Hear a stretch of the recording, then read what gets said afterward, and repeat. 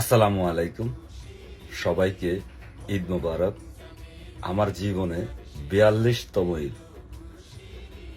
সবাইকে আমার জীবনের ৪২তম ঈদ মোবারক শুভেচ্ছা। আশা করি সবাই ঈদের আনন্দ নিয়ে সবাই ভালো আছে। তো আমার জীবনে ৪২তম ঈদে আজকে আমি আপনাদেরকে একটা মেসেজ দিতে চাচ্ছি।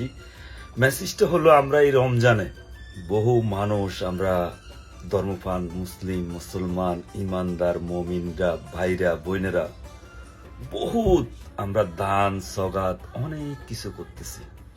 কিসের আশায়? একমাত্র জান্নাতের আশায়। কিন্তু মমিন, মুসলমান, ইমানদারগণ একটা কথা মনে রাখবেন, জান্নাতে যাওয়ার প্রথম শর্ত হলো কাল কিয়ামতের মাঠে আরশের নিচে ছায়া পাওয়া। তাহলে আপনার জান্নাতে যাওয়ার রাস্তাটা সহজ হয়ে যাবে। আর হুজুর পাক সাল্লাল্লাহু আলাইহি ওয়াসাল্লাম ইরশাদ করেন, কাল কিয়ামতের মাঠে তিন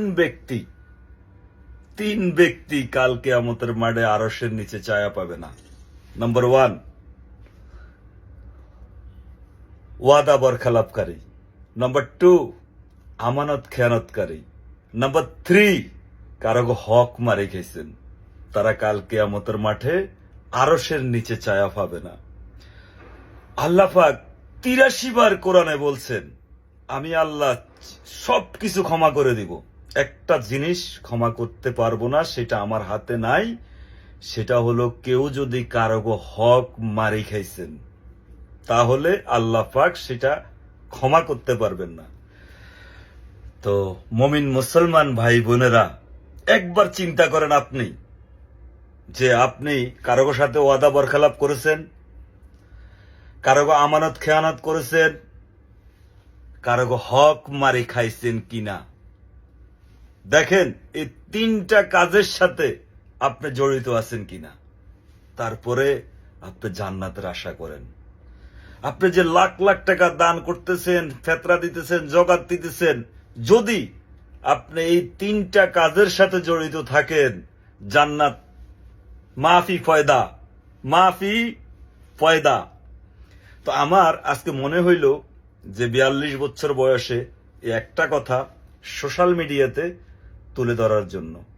কাল কিয়ামতের মাঠে 3 ব্যক্তি আরশের নিচে ছায়া পাবে না, ওয়াদা বরখেলাপকারী, আমানত খেয়ানতকারী, কেউ কারো হক মারি খাইছে।